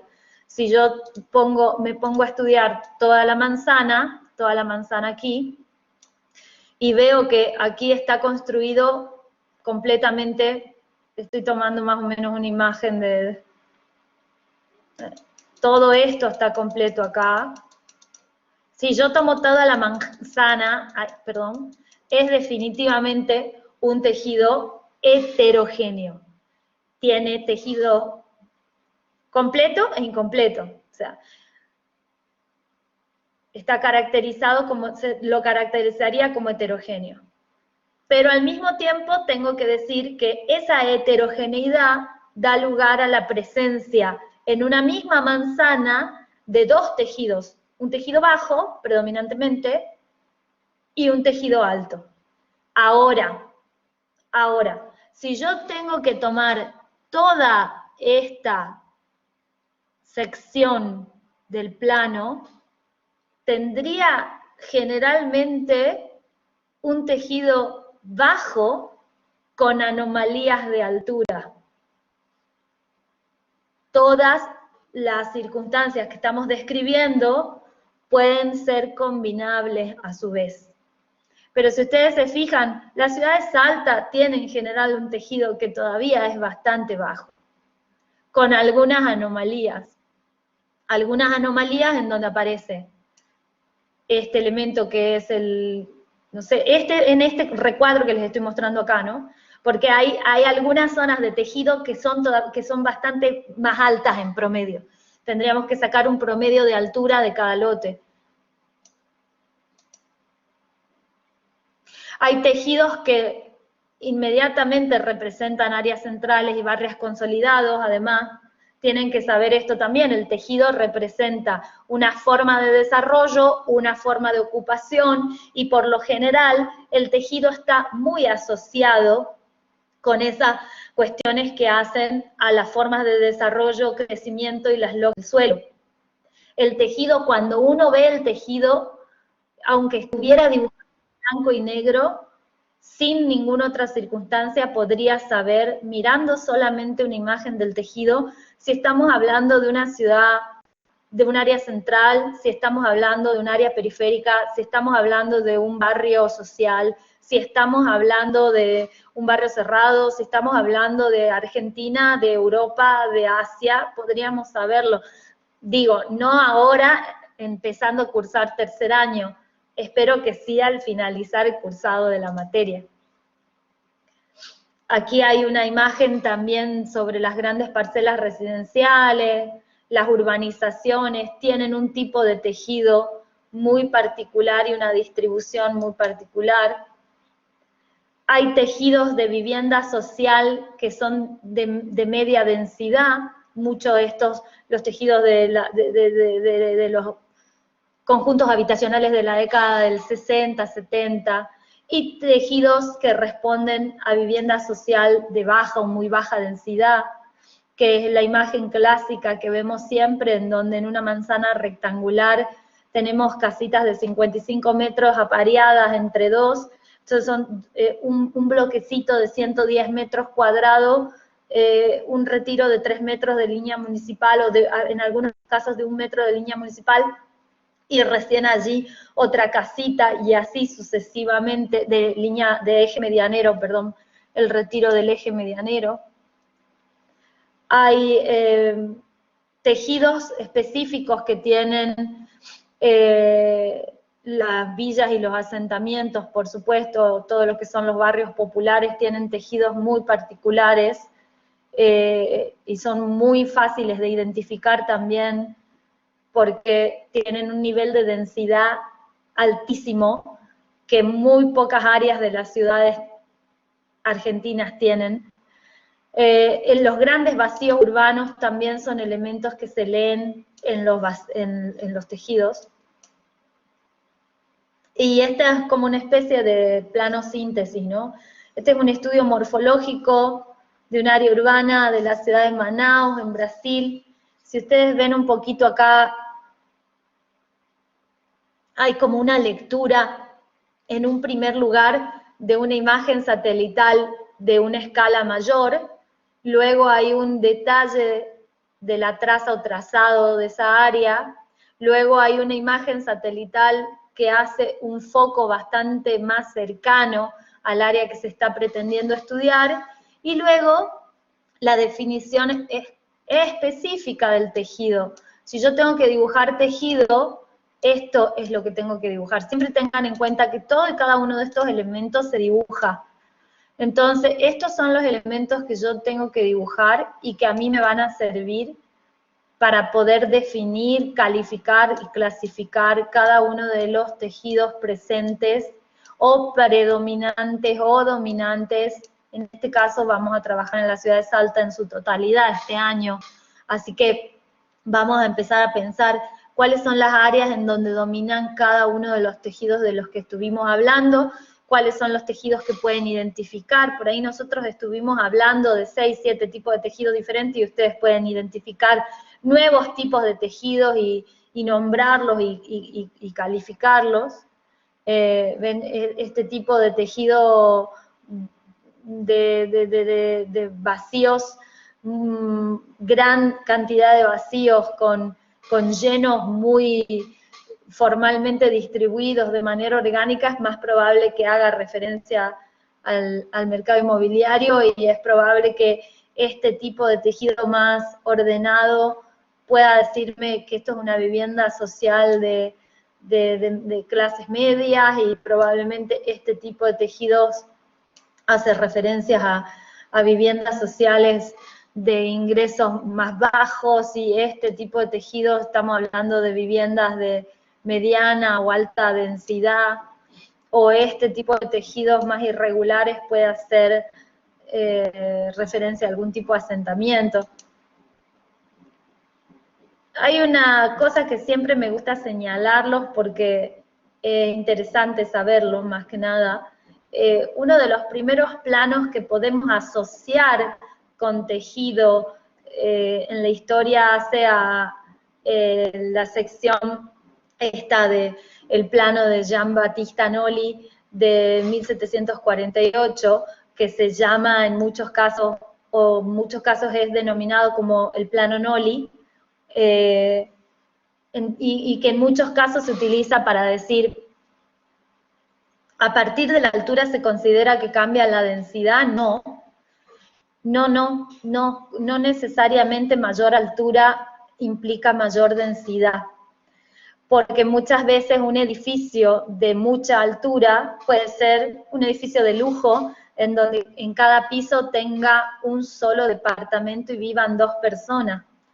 Entonces tiene 30 pisos el edificio, pero resulta que son 30 pisos o 60 semipisos en el cual viven 2 personas en cada uno.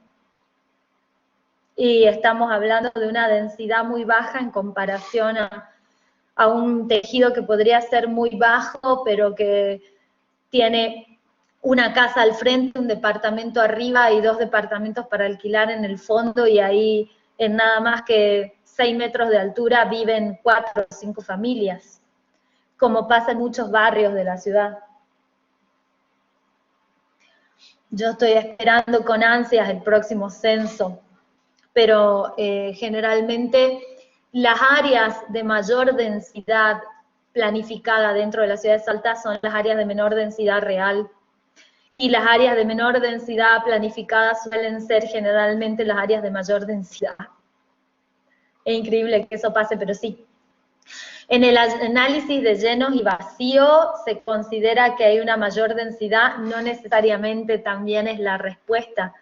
Ahí nosotros tendríamos que pensar, puede ser que de nuevo, como aquí en Roma, en este plano de Jean-Baptiste Nolly, el tejido está marcando un montón de iglesias, por ejemplo, o suelos que no necesariamente son residenciales. Lo muy interesante de Nolly es que dibuja no los espacios, no lo construido, sino el espacio abierto o el espacio accesible, el espacio al que se puede acceder desde la calle. Cuanto más llenos y vacíos hay, estamos hablando de mayor nivel de complementariedad, y tendríamos que analizar no solamente la planta, sino la vista y el corte y las alturas para saber si se corresponde. Lo vamos a ir viendo a medida que vayamos haciendo el trabajo práctico, creo yo. La última de las cosas que vamos a ver de este tema, después vamos a hacer un break de 5 o 10 minutos y vamos a empezar con el tema nuevo, es el de capacidad constructiva. La capacidad constructiva es una de las cosas que tenemos que conocer como si fuera el Padre Nuestro si somos católicos. O sea, es una cosa que la van a usar para toda su vida, sobre todo para toda su vida laboral. La capacidad constructiva es la relación que existe entre la cantidad de superficie que las normativas urbanas permiten construir y la superficie de la parcela en la que se construye. Y puede medir la ocupación del terreno, la cantidad de metros construidos en total en todas las plantas divididos por la superficie de parcela. Este es un indicador denominado factor de ocupación total, es decir, la cantidad total de metros cuadrados que se puede construir en una parcela según lo que diga la normativa urbana. La cantidad de superficie que se puede construir en planta baja, también indicado por la normativa urbana, es decir, el famoso factor de ocupación de suelo, y la altura máxima que puede obtener un volumen edificable, en el cual a su vez se pueden dividir la totalidad de los metros cuadrados construidos. Por supuesto, siempre esto va a estar en función de la normativa urbana y del ancho de la calle, del tamaño del lote, de la capacidad de asoleamiento que tenga ese lote.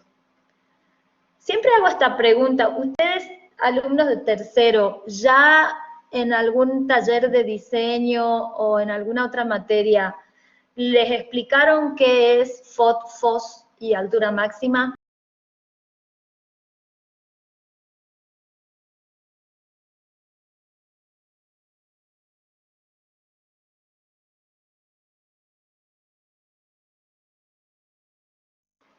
Bueno, este año lo vamos a terminar de consolidar al concepto y además vamos a entender cómo se genera ese indicador, cómo se planifica, cuáles son los criterios de planificación, quiénes son las personas que deciden eso y dónde están básicamente fundamentadas legalmente cada una de esas circunstancias.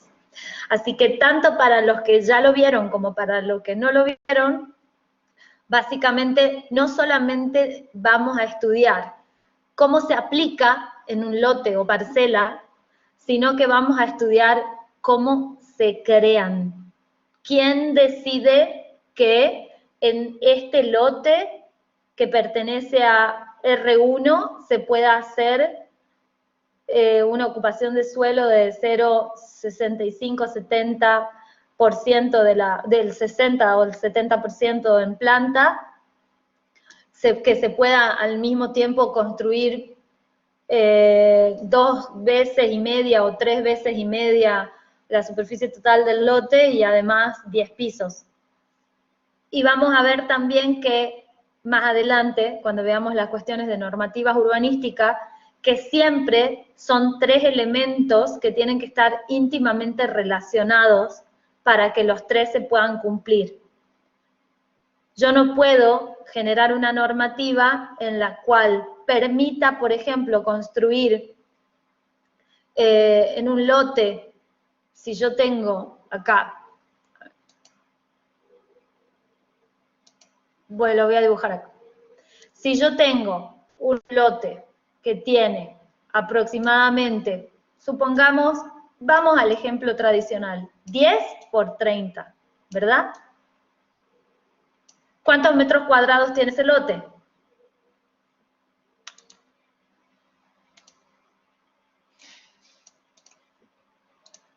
Claro, exacto. Muy bien.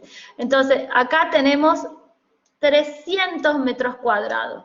Este es nuestro cordón de vereda y por supuesto esta es nuestra línea municipal. Ok, esta es nuestra línea municipal. Están pensados para zona centro y no residencial. Los indicadores normativos y la capacidad constructiva está en la ciudad de Salta definida. Cada área de la ciudad tiene un factor de ocupación total, un factor de ocupación de suelo y tiene una altura máxima. Todas las áreas de la ciudad, cada una de ellas. Hay áreas que son predominantemente residenciales, áreas que son de usos mixtos, áreas que son nodos de centralidad, en donde se hace mucho hincapié en el uso de suelo comercial de grandes dimensiones, áreas industriales, áreas mixtas. Hay una gran cantidad de áreas especiales que por sus características tienen que tener condicionamientos mucho más específicos, áreas especiales que no tienen indicadores normativos, pero que pueden ser sugeridos por el proyectista y llevados a una instancia de participación entre la municipalidad, los privados y el Consejo Deliberante y ser consultados. Hay distintas circunstancias en la ciudad. Si yo tengo este lote de 10 por 30 y mi factor de ocupación de suelo es, por ejemplo, digamos, 0,5, ¿qué significa? ¿Alguien sabe?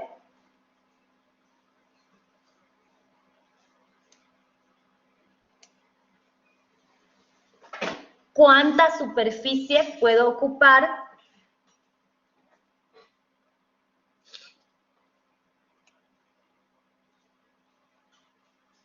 Exacto, que puedo ocupar el 50%. Por eso está así, porque básicamente esto sirve para que yo pueda multiplicar por la cantidad de metros cuadrados que tiene el lote y me dé la superficie que yo puedo usar en planta, 150 metros cuadrados. ¿Sí? Entonces eso, supongamos que no tengo retiro obligatorio acá. Si no tengo retiro obligatorio, entonces yo puedo construir la mitad, ¿verdad? Puedo construir 10 por 15, estos son 15 metros cuadrados. Acá tengo en planta. Pero yo tengo, por ejemplo, un factor de ocupación total, un FOT, que es igual a 1. A 1. ¿Eso qué quiere decir? ¿Cuánto puedo construir? En total.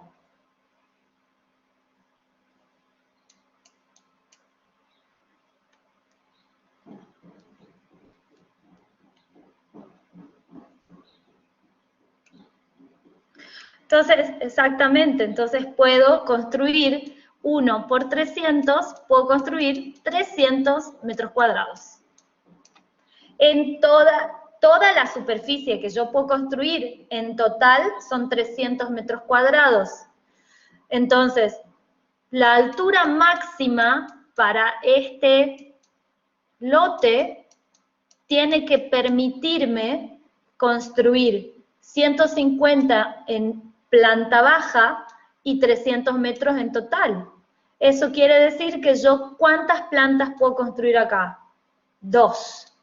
Pero la altura máxima se mide por lo general en metros, entonces me va a decir que es 7 metros. Entonces, exacto. En planta, si yo hago un corte, esta es la totalidad de mi lote, acá está mi calle, mi línea municipal, mi eje medianero, en planta baja construyo 150 y en una planta construyo los otros 150 y acá tengo cumplimentado todos mis indicadores normativos y definida mi capacidad constructiva. Puedo construir 150 en planta baja, 300 en total, dividido en 2 plantas. Yo no puedo, por ejemplo, tener en el código un FOS de 0,5, un FOT de 2 y una altura máxima que diga 3. No podría nunca, porque estaría siendo totalmente incoherente entre la capacidad constructiva real y la planificada. No puedo decirle a una persona, che, vos podés ocupar solamente el 50% de tu terreno, pero podés construir 600 metros cuadrados. Y si no tenés altura planificada máxima, no lo podés construir. Entonces, a ver que para cada área de la ciudad, el factor de ocupación de suelo tiene una relación directa con el factor de ocupación total y con la altura máxima. Generalmente, en todos los casos, el factor de ocupación total implica que yo puedo llegar a la altura máxima que me está siendo dada por normativa, más o menos distribuyendo una superficie coherente en cada uno de los pisos. Ahí me había quedado, en parcelas de ancho de 10 metros, no pueden pedir un retiro lateral de 2 metros en cada lado, exactamente. No se pueden pedir retiros que disminuyan tu capacidad constructiva. No se pueden pedir tampoco en parcelas menores a 30 metros, en las áreas residenciales, no se pueden pedir retiros. Supongamos que yo tengo una parcela, en el caso de mi casa, por ejemplo, tiene 20 metros la parcela. Como tiene menos de 30, el retiro obligatorio de esta zona de fondo es 6 metros. Pero acá no me lo exigen, porque si yo dejo 6 metros de fondo, básicamente me quedan solamente 14 para construir y además tengo que dejar 3 de frente. Esos detalles los vamos a ir, como les digo, aprendiendo un poquito más, con más ahínco, más adelante. Todos estos elementos son muy importantes para que ustedes luego sean capaces de aplicarlos no solamente en el trabajo práctico, sino fundamentalmente en todos los talleres de diseño y en su vida diaria de futuros arquitectos. Luego vamos a agregar también el tema de la densidad, cómo se calcula para un área. Dentro de la capacidad constructiva nos interesa descubrir también cómo son las áreas en las que se van a disponer los vacíos para poder definir qué tipo de tejido vamos a tener. Y acá hay algo a lo que hacía referencia el compañero Moyan, donde hablaba sobre los retiros. Por lo general, además, hay cuestiones que hacen a los retiros que también acompañan la normativa urbanística y que de alguna manera definen cuáles son las capacidades constructivas de un área. Por lo general, en las áreas centro de la ciudad de Salta, no se permiten retiros de la línea municipal.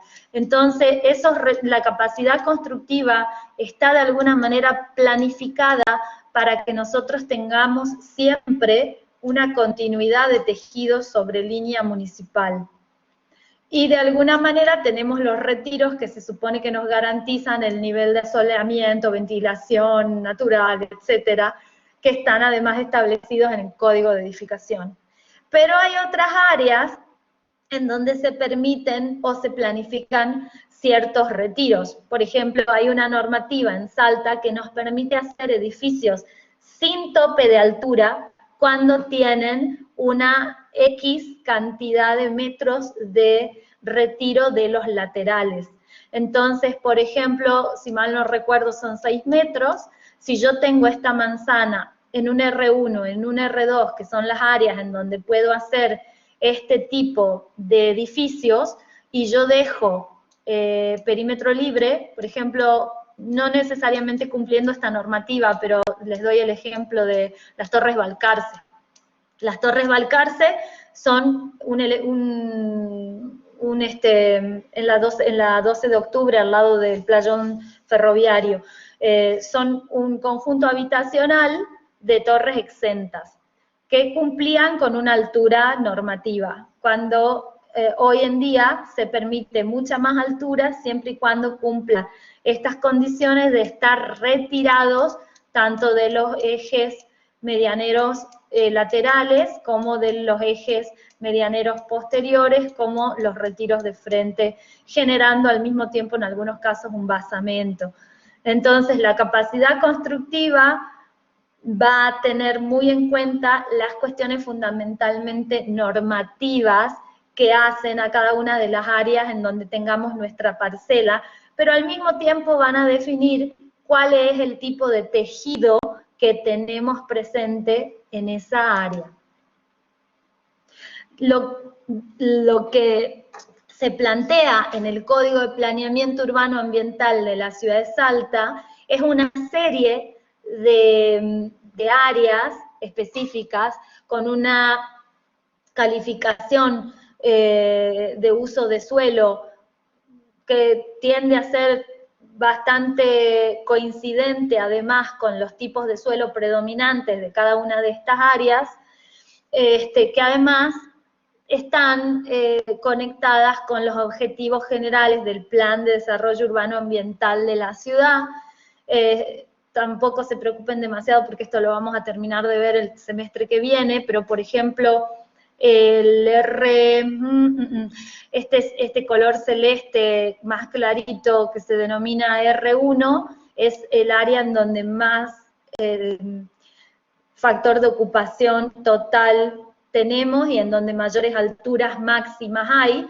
Esto es la zona de Entre Ríos hacia el norte, hasta calle Arenales o Gurruchaga, no, Arenales si no me equivoco, y un poquito entre Subiría y Vicente López, esta zona que está realmente repleta de edificios en altura, y es bastante interesante. La otra zona tiene que ver con esta que está sobre Avenida Belgrano y también tiene esa misma condición de una capacidad constructiva muy alta, ¿no?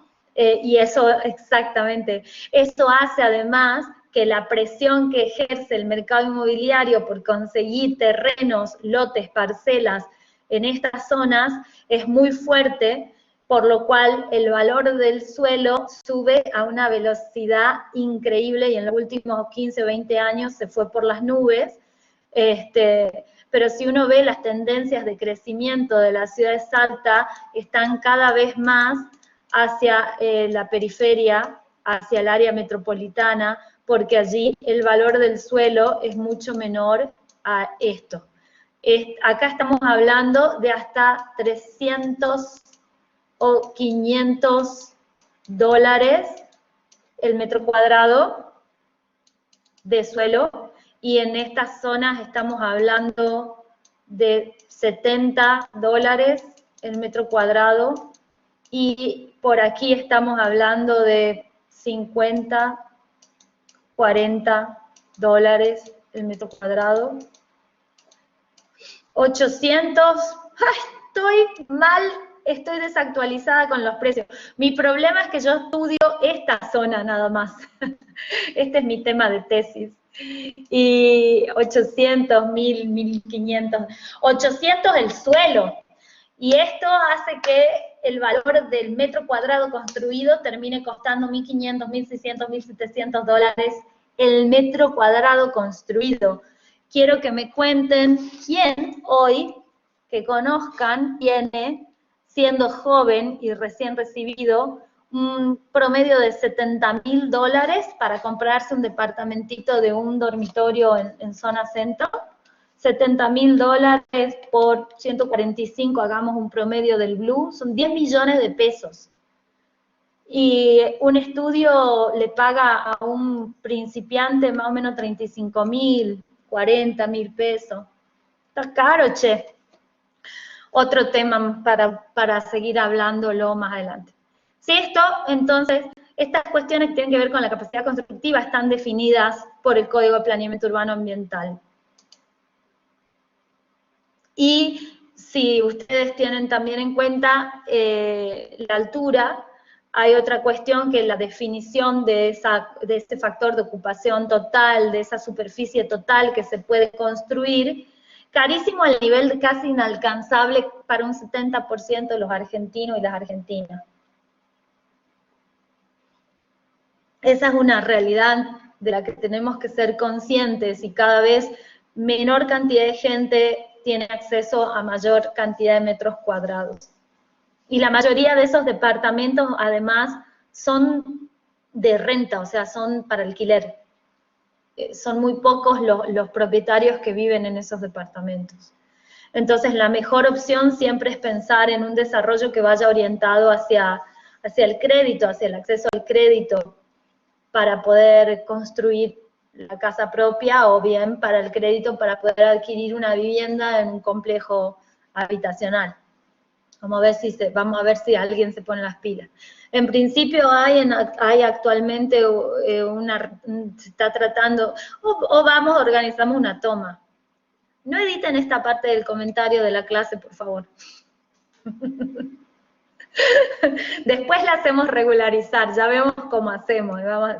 Y la toma le ponemos el nombre, estudiantes de arquitectura, podemos buscar un nombre copado, nos vamos organizando, chocleamos todo, sí, de una, vamos. No,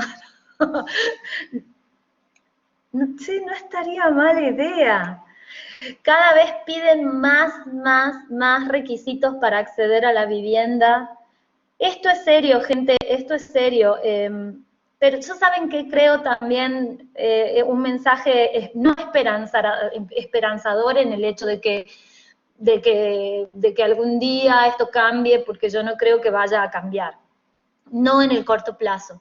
Pero sí tenemos que saber que el modelo de la vivienda propia es un modelo que está sobrevalorado. Si yo, por ejemplo, tuviera hoy por hoy la mitad de lo que cuesta una casa o la mitad de lo que cuesta un departamento y esa plata la pusiera en un plazo fijo, con esa plata, en lugar de comprar una casa, podría alquilarme alto departamento, alta casa, en lugar de construir.